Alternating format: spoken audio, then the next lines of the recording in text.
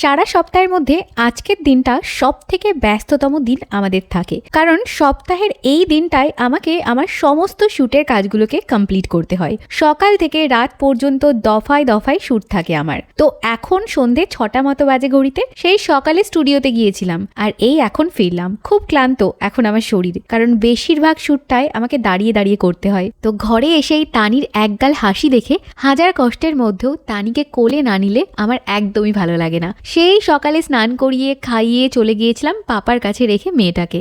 এত ঘন্টা পর মাকে কাছে পেয়ে তানির কিন্তু খুশির শেষ নেই। এখানে অঙ্কুশও চলে এসেছে একটু আদর নিতে। আমরা যখন মেয়ে থেকে মা হয়ে যাই তখন পরিবারের সবার কথা ভাবতে ভাবতে, সবার খেয়াল রাখতে রাখতে নিজেদের কথাটাই আমরা কোথায় যেন ভুলে যাই। সে হতে পারে যেহেতু আমি একজন ওয়ার্কিং মা, তাই সংসারের কাজটা হয়তো আর 5টা মায়ের মতো আমাকে করতে হয় না, কিন্তু নিজের কাজের দায়িত্বটাও কিন্তু কোনো অংশে কম নয়।